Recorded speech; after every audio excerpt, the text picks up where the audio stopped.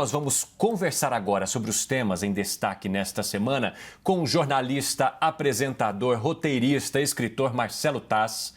Marcelo, aliás, seja muito bem-vindo aqui ao Visão CNN, é um prazer falar contigo ao vivo. E eu gostaria de saber primeiro a sua opinião sobre este assunto que nós estamos discutindo no início do Visão CNN, a reabertura da economia em São Paulo. Você mesmo se sente seguro já para voltar a frequentar, por exemplo, bares, restaurantes, cinemas, teatros? Qual a sua opinião sobre esse plano que foi proposto pelo governador de São Paulo, João Dória? Boa tarde para você. Boa tarde, Evandro. Boa tarde, Luciana.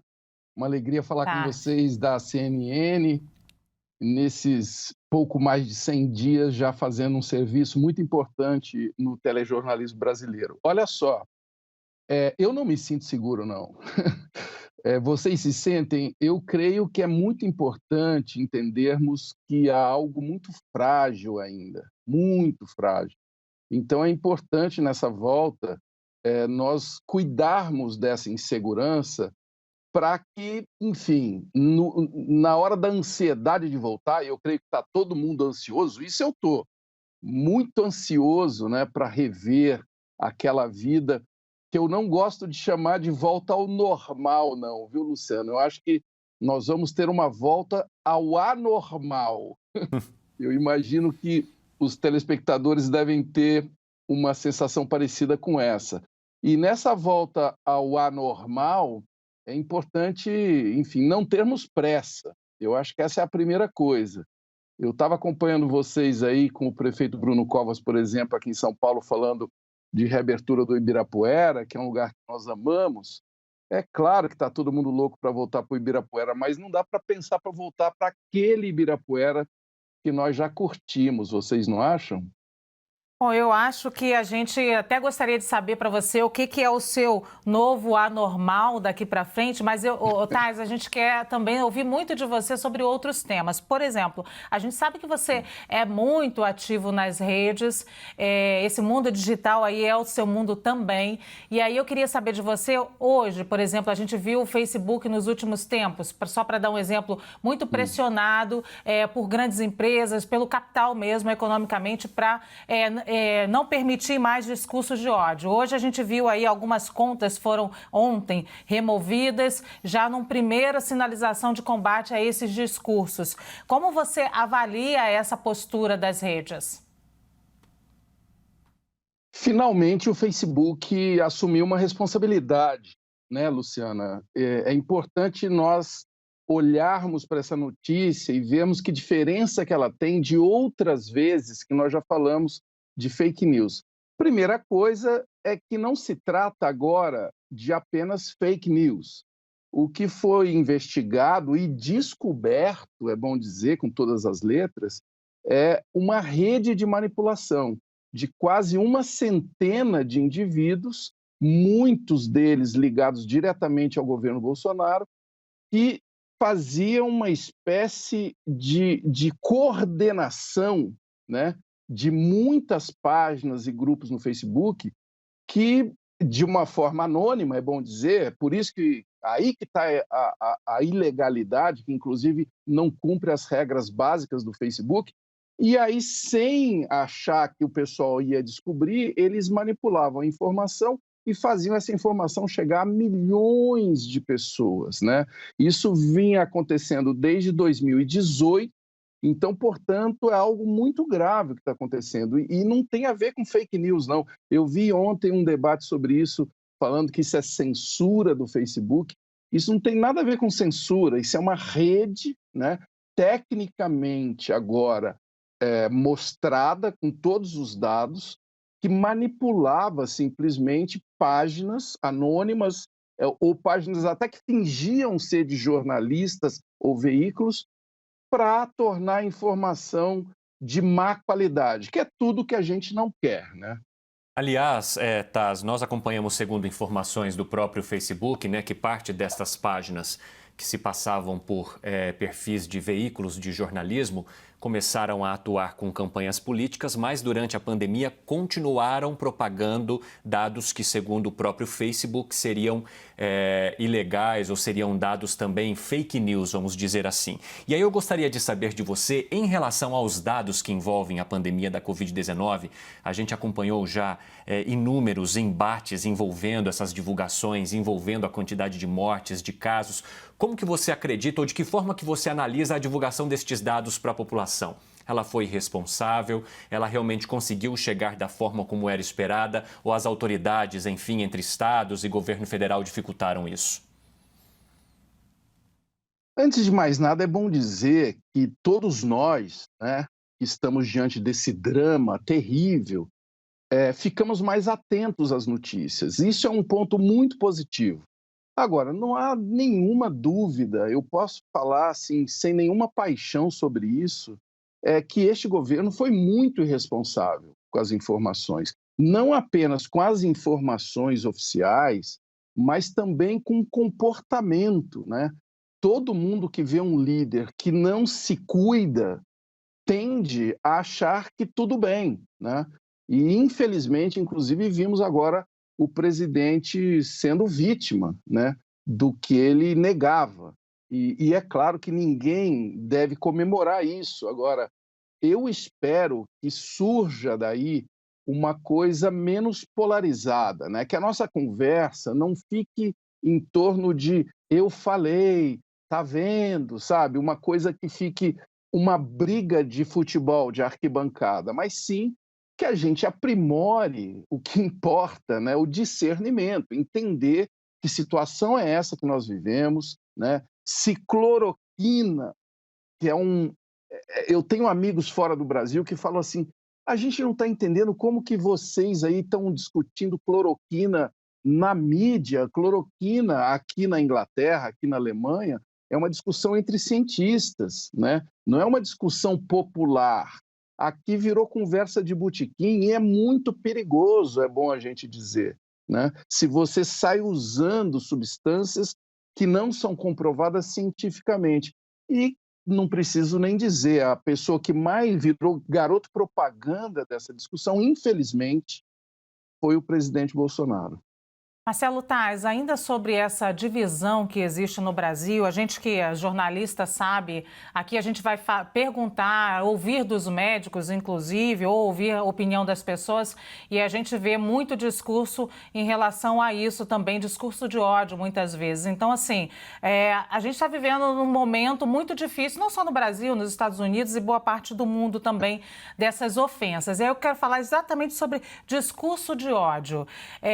Como você lida nas redes com discurso de ódio? Ao longo desses últimos tempos, a gente tem muito uma discussão sobre liberdade de expressão e discurso de ódio. Até onde você vê a diferença deles? Olha, Luciana, nós que estamos expostos, né, que estamos na mídia, somos figuras públicas, nós vamos ter que nos acostumar com isso, porque discurso de ódio não é uma coisa nova, é uma coisa que acontecia e muitas vezes ficava escondida. Então, antes de tudo, é bom tratar disso com tolerância, sabe? Com calma. Eu procuro exercitar isso. Eu tenho uma técnica que eu vou dividir com você, com o Evandro e com vocês todos aqui na CNN.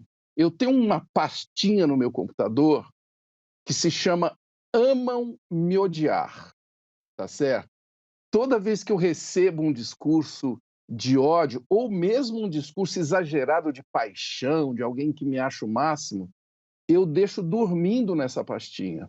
Porque eu creio que ela tem que dormir pelo menos 24 horas, 48 horas, para você não responder na mesma moeda. Porque eu entendo isso que está acontecendo como algo gerado pela ansiedade, sabe? De confirmação das coisas que eu acredito. Eu não quero acreditar que aquele cara que eu achava o máximo fez isso. Então, as pessoas acabam atacando opiniões, né? Ao invés de entrar num debate, como está acontecendo aqui, e como vocês fazem bastante aí na CNN, você colocar dois pontos de vista conversando sobre algo, vira um ringue, né? Um ringue de UFC. E isso não é bom para ninguém, não é bom para quem está te odiando e nem é bom para quem é odiado. Então, eu sugiro você, Luciana, a criar sua pastinha Amam Me Odiar aí no seu computador e ter muita tranquilidade para responder a esse diálogo e transformar o discurso de ódio numa conversa. Esse é meu objetivo atual, tentar conversar principalmente com quem discorda de mim. Aliás, Marcelo Taz, a gente tem uma pergunta do Enilson Vieira Chave, que participa aqui com a nossa hashtag VisãoCNN, que tem bastante a ver com este assunto que foi introduzido aí por você e pela Luciana. Ele quer saber o que é um discurso de ódio para você, o que caracteriza um discurso de ódio para você? É uma excelente pergunta. Para mim, é quando entra palavrão, por exemplo, sabe?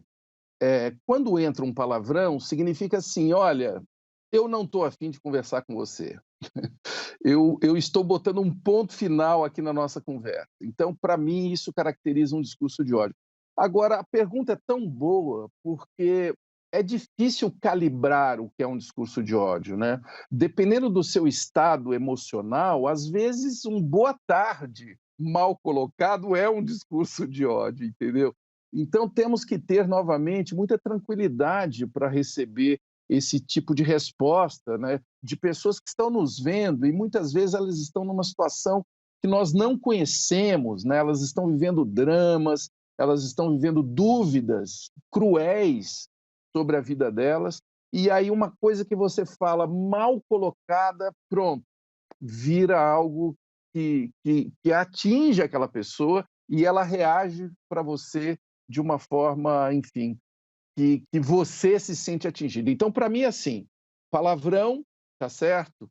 E algo que para mim é muito importante a gente sempre lembrar, o lacre, né? Hoje tem a cultura da lacração. Para que serve a cultura da lacração, né? É para lacrar uma conversa, é para fechar um negócio e terminar com uma espécie de... O cara tenta te dar um nocaute, ele tenta acabar com o debate, falando, fui eu que te dei o último beliscão. Parece briga de criança que eu tinha lá na minha infância em Ituverava, no interior de São Paulo. Eu fui o último a te dar o beliscão. Isso não serve para nada, pessoal, principalmente numa era tão frágil como essa que nós estamos vivendo.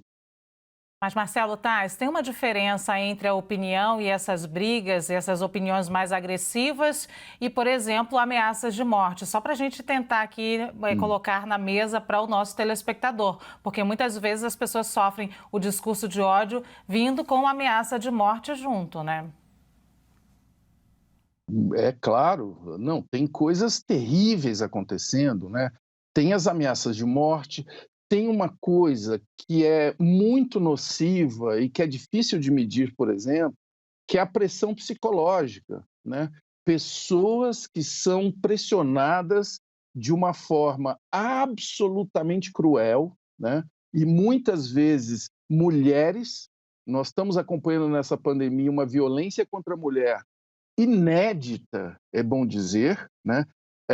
E eu costumo dizer que esse vírus ele serve como uma lente de aumento, ele faz a gente enxergar coisas que já estavam acontecendo com mais nitidez. Então, por exemplo, violência contra a mulher, que teve um aumento assim espantoso nessa pandemia, e é uma violência dentro de casa, ou seja, é uma violência invisível, muitas vezes ela continua numa violência psicológica, sabe? Que as pessoas praticam nas redes sociais, seja com colegas de trabalho, colegas de classe. Estamos vendo agora esse fenômeno, né? Muita gente estudando remotamente, aliás, quem tem o privilégio de poder fazer isso, e continuamos vendo toda aquela história do cyberbullying, toda aquela história de pessoas que ficam deprimidas. Nós vemos, inclusive, entre jovens no mundo todo, como você disse, Luciana, muitos casos de suicídio, de depressão. É algo muito sério mesmo o que acontece nesse tipo de discurso de ódio que ultrapassa esta barreira simplesmente de uma opinião mal colocada. É um ponto muito relevante nessa era conectada que nós vivemos. Aliás, falando nessa polarização, Marcelo Taz, eu gostaria de saber de você como que você equilibra as suas opiniões, não só para, entre aspas, condenar atitudes erradas, mas também para enxergar o que é bem feito no país quando a gente fala de administração, dos nossos governantes, tanto do país quanto dos estados. Você procura colocar isso numa balança e pensar, olha, isso aqui foi mal feito, mas isso aqui foi bem feito? Porque acompanhando aqui as participações das pessoas na nossa hashtag, a gente percebe opiniões muito divergentes. Ou pessoas que, pelo fato de você criticar, acreditam que você seja de um lado, ou outras pessoas que, pelo fato de você criticar, te elogiam por você estar criticando. E você consegue também, dentro de si, ter uma opinião ponderada e também equilibrar? Como você faz isso? Eu gostaria de saber. Eu procuro fazer, Evandro, isso é uma prática, sabe? Tem que ser uma prática diária. E eu fico, inclusive, assim, muito surpreso que muita gente me acha a favor de Bolsonaro, né? Tem gente que acha isso, e tem gente que me acha petista, tem gente que me acha absolutamente contra os dois, né? E tem gente que eu acho que fica confusa de uma forma assim, que ainda não identificou exatamente que partido que eu defendo. E eu nasci realmente com esse defeitinho de fabricação. Eu nunca tive nenhum momento na minha vida apoio partidário. Eu nunca me coloquei de uma forma partidária nas minhas críticas, de uma forma livre. E aí muitos partidos às vezes ficam chateados e outras vezes ficam felizes porque eu elogiei alguma coisa. Então é claro, no atual governo, inclusive, já falei de coisas que eu reconheci como positivas, né? Principalmente em pessoas que estão tentando trabalhar, né? Eu vejo lá o ministro da Infraestrutura, eu vejo a ministra até da Agricultura, a Tereza Cristina, que eu respeito, apesar de discordar dela em relação a alguns pontos relacionados ao meio ambiente. Agora, o que eu mais vejo, infelizmente, é um descaso absoluto com as coisas que, para mim, são mais importantes, como educação e cultura, né? Nós estamos aí com o Ministério da Educação e, assim, eu não tenho palavras para dizer o que aconteceu até agora, porque além de não ter acontecido nada, aconteceram coisas terríveis no planejamento do currículo escolar, da vida de milhões e milhões e milhões e milhões de crianças e jovens que não sabem no horizonte o que vai acontecer, com coisas assim elementares como o Enem, sabe? Sem falar de Fundeb, sem falar de planejamento de longo prazo, que é o que mais importa hoje. Nós estamos vivendo neste momento no planeta uma revolução, a indústria 4.0. Nós estamos conversando aqui agora por conta dessa indústria, né? São ferramentas que nos conectam, tem uma nova economia sendo neste momento construída. Hoje de manhã eu estava acompanhando um webinar na Índia sobre cinema, por exemplo. Está todo mundo muito atento a essa transformação. E aqui no Brasil, nós não temos cuidados básicos, elementares, em relação à educação e cultura, por exemplo. Então, eu tenho que falar sobre isso, sabe? Mesmo reconhecendo que em alguns governos há pontos positivos aqui ou ali. É hora de olharmos de uma maneira mais generosa para o nosso país. Que país que nós queremos construir? Será que nós queremos apenas ganhar a próxima eleição ou nós queremos construir um Brasil? Aliás, falando em ganhar a eleição agora, a eleição municipal é importantíssima, né? A eleição de vereadores, de administradores municipais, que é onde o calo aperta, né? Vocês que estão aí todo dia cobrindo as notícias, os municípios brasileiros estão muito frágeis, a maioria deles muito mal administrados. Então, a gente tem que se ocupar de falar abertamente sobre que país que nós queremos fazer e parar de brigar com essas... todo mundo vestindo uma camisa de futebol, sabe? Eu sou desse time e você é daquele outro. Pois é, falando nisso, então, Marcelo Taz, eu não gostaria de encerrar essa entrevista sem fazer pelo menos uma pergunta de telespectador, e já que é time de futebol, só para te dizer que nas redes sociais a participação imensa e, é claro, muitos te dando parabéns aqui, é óbvio que muitos detestando a sua fala, porque isso aqui é o Brasil, é normal. Então, e esse é o Visão também. E esse é o Visão CNN, a gente já está te avisando. Vou fazer a pergunta do Diel Ferreira, ele pergunta assim, como o Marcelo Taz vê a questão do cancelamento na mídia? O que isso significa para os tempos em que vivemos? Para encerrar nossa conversa. E você já foi cancelado, Taz? Olha, será que eu vou ser depois dessa entrevista? Hein? Não sei.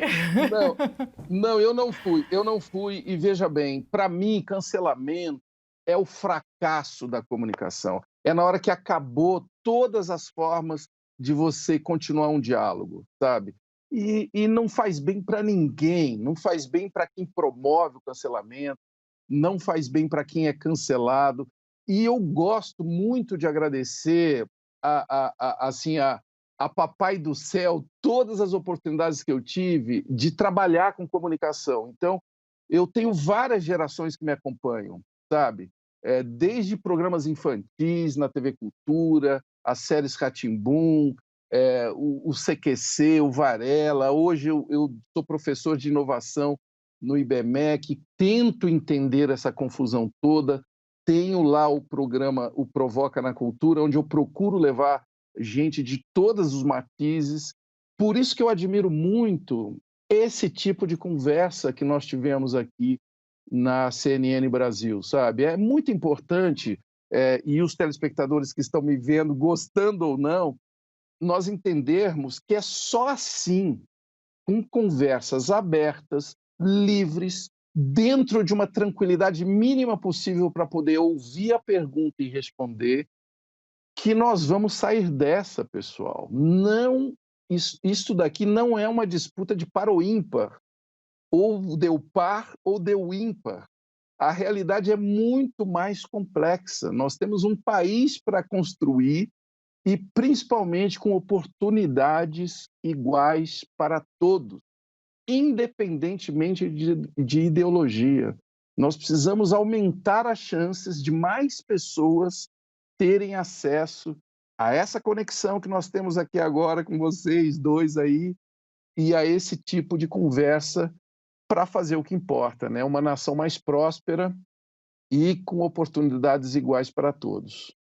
Marcelo Taz, muito obrigado, viu, por sua participação, por disponibilizar um pouco do seu tempo para discutir o seu ponto de vista aqui no Visão CNN. Isso é muito enriquecedor para todos. Uma ótima tarde para você e um bom fim de semana que está chegando já. Boa tarde, obrigado e boa sorte. Obrigada, Taz.